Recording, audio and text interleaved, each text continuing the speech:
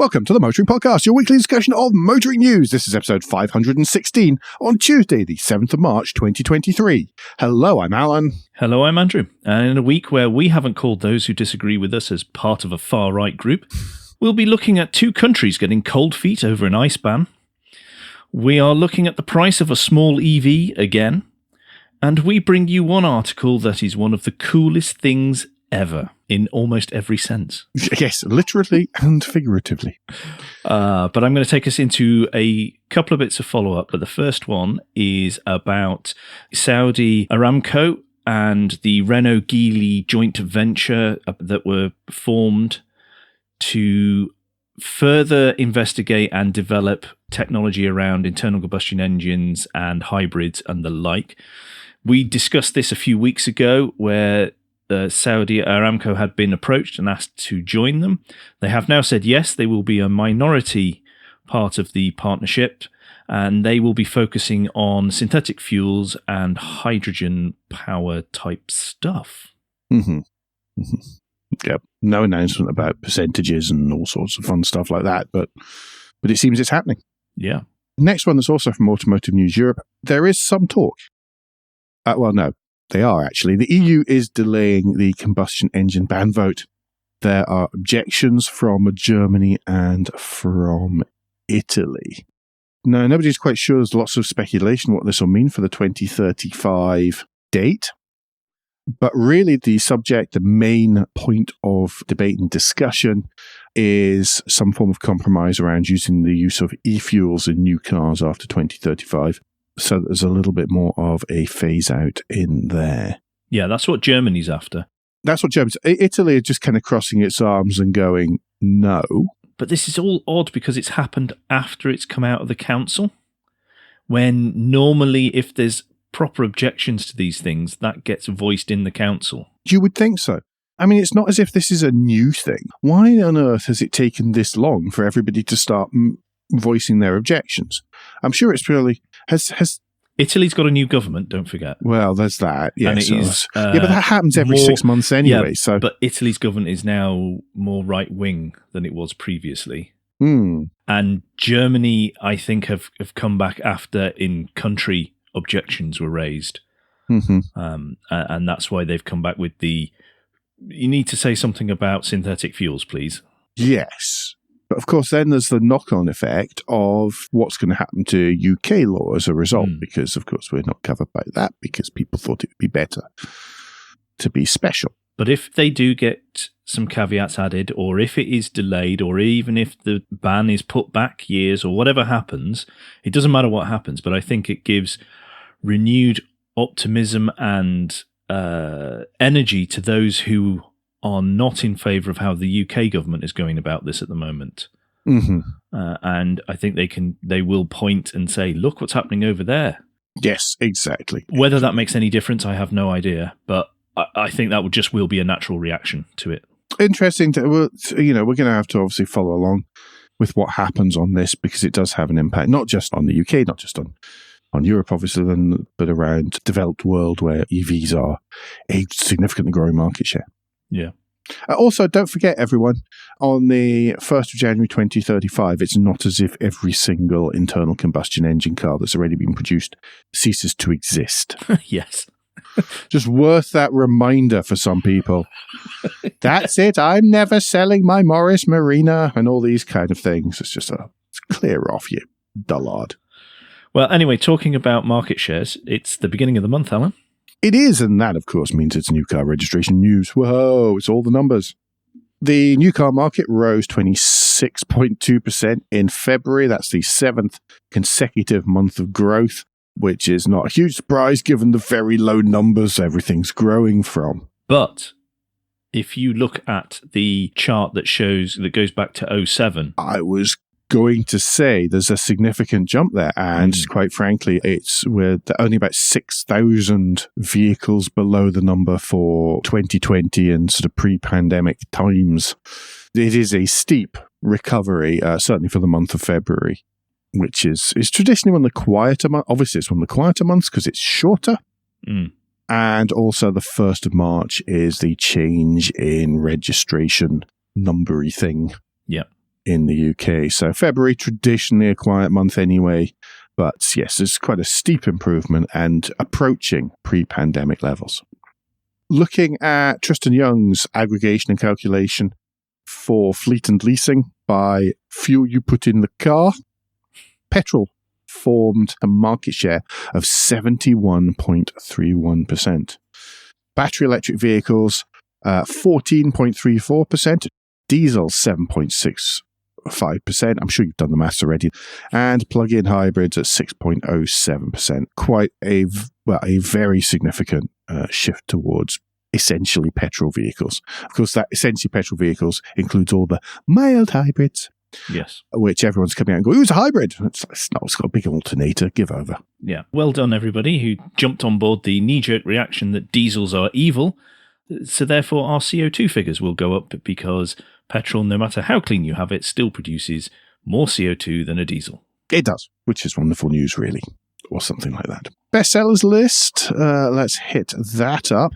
In at number 10, the Toyota CHR, 1,244 registrations. All the numbers are very low for the month.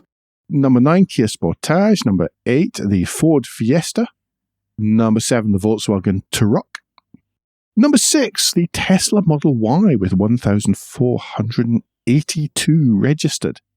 Clearly, Tesla isn't saving everything for the last month of their financial quarter for a change, which makes a pleasant surprise. 5th is the Hyundai Tucson with 1,528 vehicles.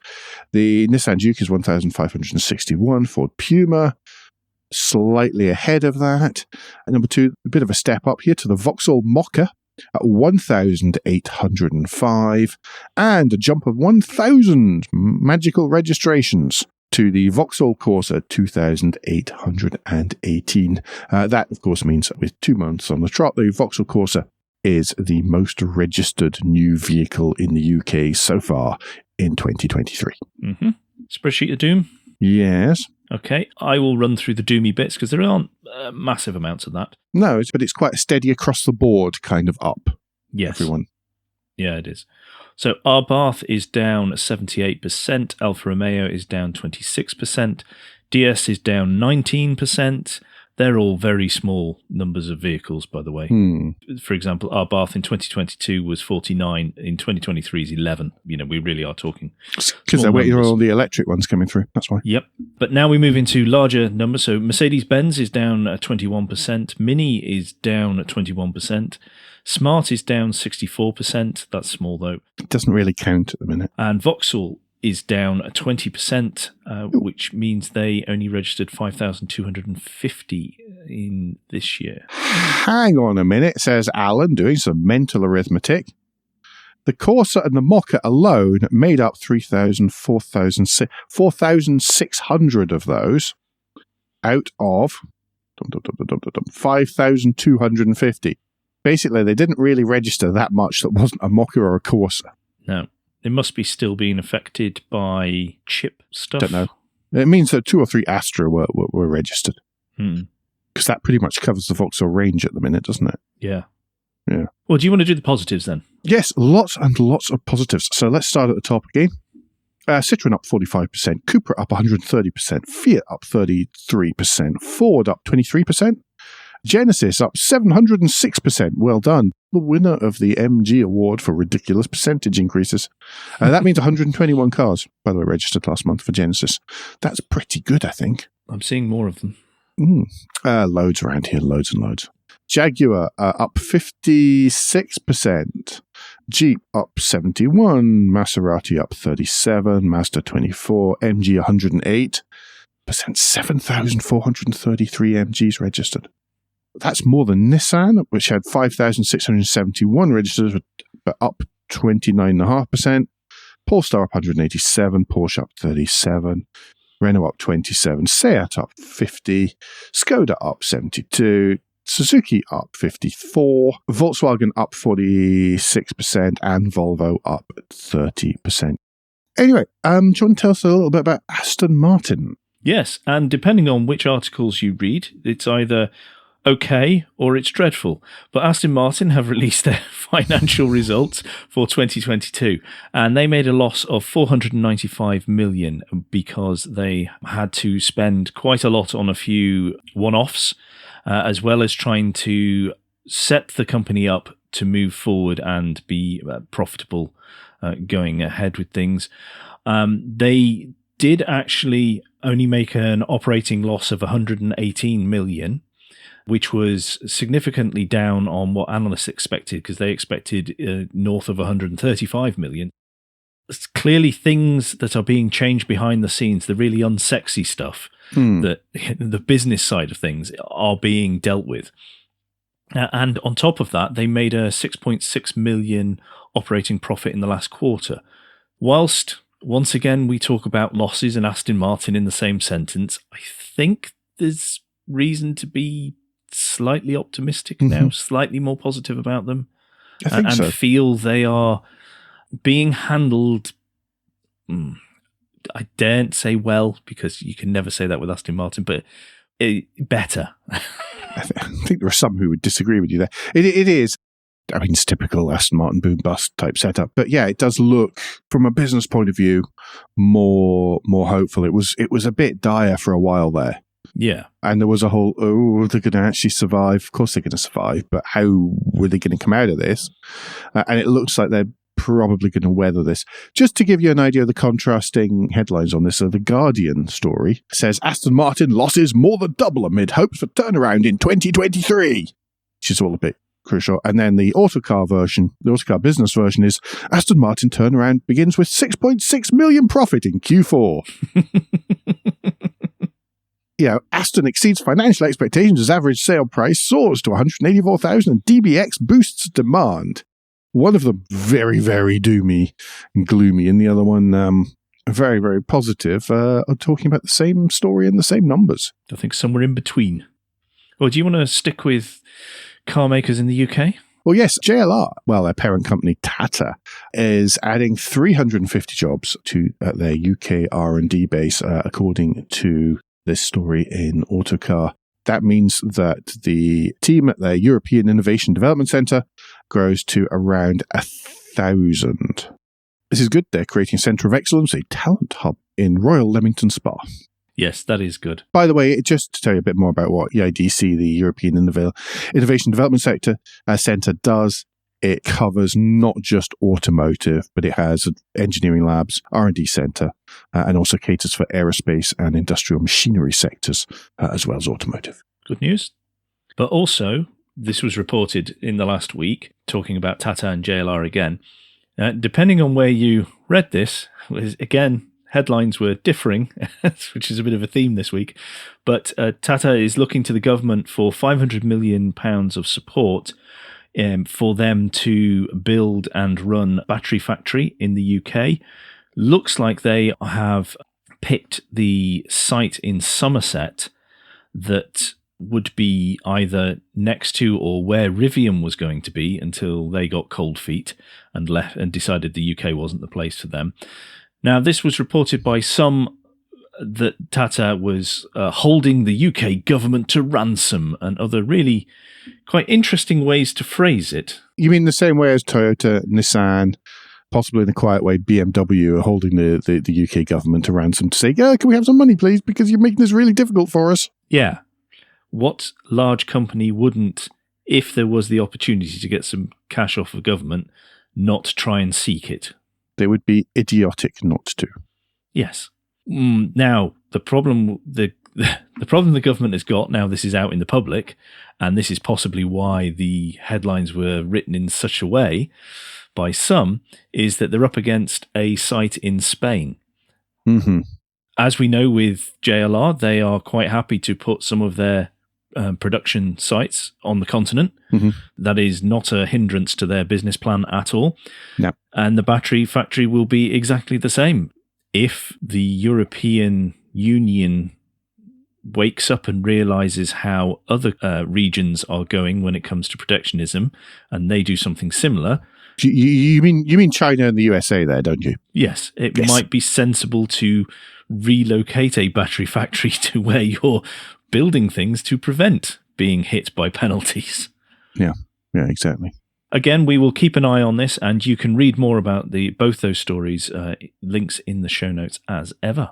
Let's head next to Austria and to the town of Wörthersee, or not, as the case may be. One of the biggest annual Volkswagen car meets just about anywhere has taken place in Wörthersee. The GTI Treffen, which I'm sure is very poorly pronounced, saw more than 200,000 people head to the edges of Lake Wörthersee every year. Volkswagen and then also Audi, Seat and Skoda would prepare specific concept cars and things to show and to support the whole show. And now the municipality of Maria Wörth has decided that they're no longer welcome in Wörthersee. I'm sure all of the local hotels and hostelries are delighted by this decision. Yes. Concerns about climate change and sustainability were the reasons cited for cancelling the event. So the events run pretty much every year. I say pretty much, of course, because of pandemic years, since 1981. But Volkswagen themselves have said, hang on a minute, let's support this. So they plan on hosting its own festival in Wolfsburg, which doubtless won't be nearly as picturesque, but it will mean it still happens, and it will mean that there's a lot of cool stuff going on. They intend to use the space surrounding the Autostadt Museum, which already has pavilions for each of the group brand. There will still be a massive Volkswagen and GTI show happening this year. Feels like a no-brainer, really. Absolutely. It really does feel like a no-brainer, because if nothing else, they can reveal their own products at their own factory and control the whole message as well as the vibe of the show itself. It's just brilliant. Yeah, well, I mean, they were able to do that already in Wörthersee. They were doing that.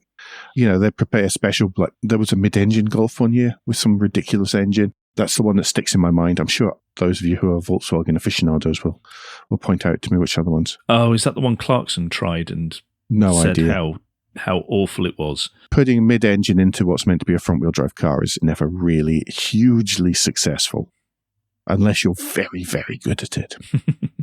That's good. Well done. Yep. Nice to see. Right, I'm going to bring us back to Blighty, and this is the news that First Bus are going to add 117 new electric buses to the UK fleet, partially thanks to the UK government putting up a fund of 25.3 million. I can't help thinking, by the way, that some of the car manufacturers should start taking a lesson from some of the transport companies' books about just how to get vast quantities of money from the government for just about anything and barely ever having to pay for anything yourself. Yes. Especially First Group and Stagecoach. I mean, goodness me. Sorry, I shall step back off my soapbox. These 117 electric buses will be across 4 regions in the next 12 months. They're going to be centred in the depots of York, Norwich, Portsmouth and Hampshire, with York and Norwich set to become zero emission only as well, which is quite a step. Again, there's been lots of funding going around, and they've obviously taken advantage and looked at it cleverly enough and been persuasive enough in their bids to get the funding. We all know old diesel buses are pretty grim to be around. This helps. It can only be a good thing, and it seems a sensible, if you're an urban bus, it seems a sensible route to go down because you can control how far you're going in the charging. Sorry, a sensible route to go down. Oh, sorry. Yes, that was better than expected. Goodness, I wasn't even trying. In a similar vein, the British firm Element 2 is aiming to install 30 hydrogen stations for use by fuel cell trucks and cars. The idea is that they're going to have a nationwide network of hydrogen refueling stations operational at the end of the year. The company's based in Skipton.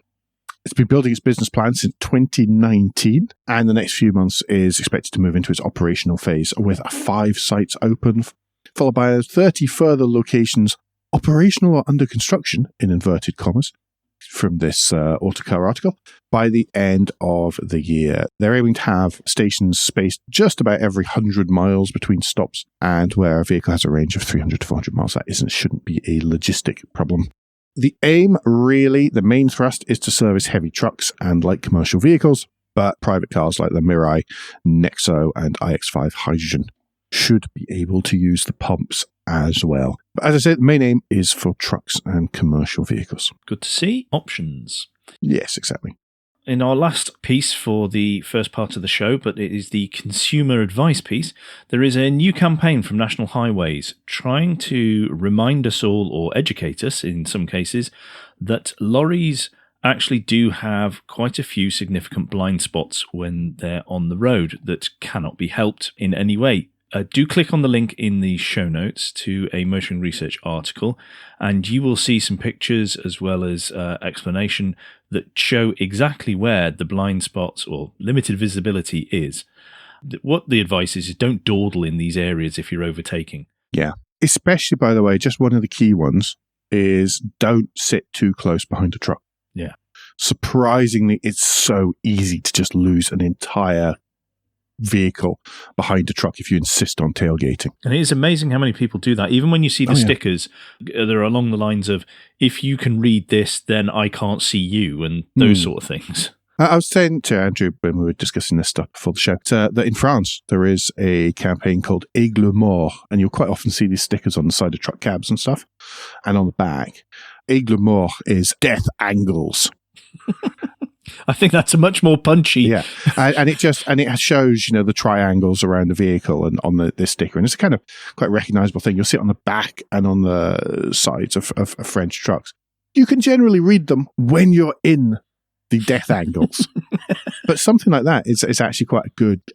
I've noticed it, so it seems to be a relatively a good idea for a campaign as well. And related to this is something which I've always been slightly curious about, and that's some trucks, specifically Mercedes, you see an awful lot of them. Instead of having mirrors, they have camera mirrors. I don't know if you've ever noticed, they've got these kind of stalks that stick out the side of the cab. Yep. Be interested to know just how much of a difference they make. Well, maybe we will try and contact somebody from, say, Mercedes trucks and find out if there is any. What? Who's going to be very glad that I'm spinning this bit out just before we get to the middle? Depends how fast his run's going. Yeah. But no, genuinely, very interested to know exactly what difference the technology makes. I actually wanted to try those for a long time, since pre-pandemic, and then, of course, it wasn't possible to try it. And then I missed my chance at the SMMT last year because I ran out of time. Well, on that sad note, I think we're at the end of the first part. So, yes. Let's move from that production failure to Guilt Minute, the quick break in the show where we ask for a tad of financial support to keep the lights on and the hosting running. If you feel the Motoring Podcast is worth a small consideration every month, then you become a patron. The different levels of patron include different levels of commitment from us to you, including being able to watch the show recorded live. We also have a small range of merchandise in our spring store, from stickers to mugs and t-shirts. If you don't have any spare cash, and we do completely understand, of course, then you can help us by following for free from a podcast player to receive every show as they're released, and by liking and rating the show in whatever way your podcast supplier lets you. If you've done all of that, some of you do, so thank you very much indeed, then the last thing you can do is to recommend us to your friends or colleagues. Yep. Thank you, everyone who does. Mm-hmm. New car news, Alan? Yes. The 2023 ID3 from Volkswagen. Now, this has been upgraded ahead of schedule.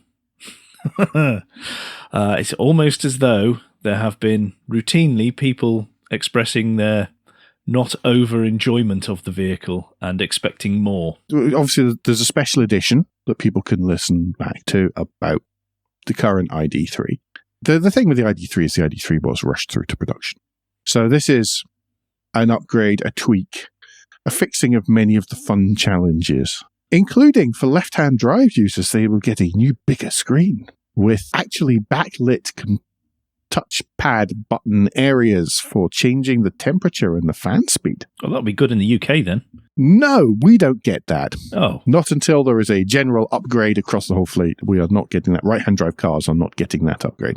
But they are getting lots of other things, like stitching across the dashboard. Ooh. A difference to the front fascia, which makes the bonnet seem longer, and a just sort of general rounding off in many places. I think it actually looks quite smart. It looks smarter than the current one. I like the green. Me too. That colour is lovely. But it does look smarter than the current sort of Tupperware box ID3. Yeah. It could just be, of course, the spec that's been chosen for the pictures. Yeah. The underneath bits are not changing at all. That's all still going to be the same sort of stuff. The motors, the chassis, the suspension, that's all the same. So that's not changing. It is hoping to get around the glitches they've had with software, as well as give everybody the feeling that the interior quality has been upped significantly, because that was quite a complaint by a lot. I think I grumbled about it. I think I described it as being a bit more like a caddy van than being like a Golf. I think will be very much welcomed. And all. Prices are expected to be slightly up on what they are now, where they start at 39,425, going up to top of the range of 47,470. So they'll be around about there, but a bit more. Yeah, thing. Probably. Next up, the prices have been announced for the Abarth 500e. This is seen by many as the first hot electric super mini. It is an Abarth version of the 500e. There you go. Challenge, of course, being that all the underneathy things, the battery size and the motor, is not actually changing. Obviously, the way that it delivers the power may well be changing. But the chances are that's going to fairly whack the range on the head. You'd expect to see maybe about it says 130 miles in mixed driving, rising to 220 miles in urban conditions. I would imagine if you are hooning this, and it would be quite tempting to hoon it, you could probably get this down to about 100 miles between charges. You will have a lot of fun in those 100 miles, though. Yep. Even if the standard one is anything to go by. First customer cars reached the UK in June. Pricing for the Scoponissima launch edition starts from 38,695. I imagine that that's going to be quite a loaded first edition, and that less special editions will come out, and the price will drop a little bit. You'll be able to get it for a little bit cheaper. I am sure there'll be many, many special editions of this, just as there are for the current 500 Abarth. It's going to come with 152 brake horsepower, which is up from 118 on the 500 normal 500e, which will give the torques of 173 pound-foot, which is again slightly up on the 500e. It's a 0 to 62 time of 7 seconds, and that 7 seconds is only half a second slower than the 178 brake horsepower 500 695, or sorry, Abarth 695. Half a second, which is quite ridiculous in a car the size of a shoe. Yes. It's going to be lots of fun. Yep. I think that's cool. Last week, I was not on the show. No. You've hopefully noticed I wasn't on the show last week because I was busy. On the day that it was announced that the UK Car of the Year category award winners, I was down in the southeast testing these category winners. He was wandering around in his white coat with his clipboard, going, "Oh, no, we're going to mark this one down. It doesn't have a curry hook. I wasn't quite that bad. There aren't nearly enough buttons." It's all the usual stuff. Let me run through the category winners for 2023, though, before you carry on and abuse me. You did enough last week on the show. I mean, I have talked to my lawyer. But the best city car was the Toyota Aygo X. Aygo Cross. Yeah, both. We're so pedantic about most things, I feel I might as well be pedantic about that one. The best family car was the MG4. The best large family car was the Dacia Jogger. The best crossover was the Kia Niro. The best large crossover was the Range Rover. The best coupe was the Toyota GR86, and the best performance car was the Lotus Emira. Each year, these segments change because it is all dependent on what cars you can actually buy that came out in the previous 12 months. You mean it can only be based on real cars that people can buy? Absolutely. There is none of this, the car I'm most excited to see, which I think is not a bad way around others that just go, this is a winner and we can't even get it in this country till November. Yeah, exactly. So I'm curious, Andrew. There's these 7 sections here. How closely did these match your voting? I won't say who did what, but 5 of my selections were category winners. I really want to know which ones weren't now. And you're not going to tell me. But I'm not telling you. But I also need to say that the UK Car of the Year Awards are run thanks to the help of Heycar. So it's in association with Heycar, who've helped sponsor and enabled the driving day to be set up at GridServe, actually, at Braintree, which was a really fabulous setup there. Really is very good. And during the day, I could see the staff going out and helping people who were possibly first-time EVers or those who wanted to try the cars that were there. And it just seemed a really great way they've set things up. That's good to hear, because we've talked about that so much and said how keen we are for it to try it out elsewhere. And just any time I've had an EV, it's just not been possible to go to Braintree. There just hasn't been the time to go visit it. It's always been too far away. So that's great to hear as well. Sounds like a pretty productive day out. Absolutely. Bit of a jolly, Murray. Yeah, and next week we'll cover which car actually won the Car of the Year, because the announcement will be on the 10th of March. Cool. Excellent. Moving on then to points of interest. This week's lunchtime read is an article by Dan Cogger published on Hagerty, and it's all about ICE in St. Moritz. They were a little bit worried that there wasn't going to be enough ICE to run ICE. Well, thankfully they managed it. Basically, they got to take some absolutely amazing vehicles and drive and show them off on an ice lake, as you do. It's just amazing. The whole original concept for this, I'm sure, was in one way or another alcohol fueled.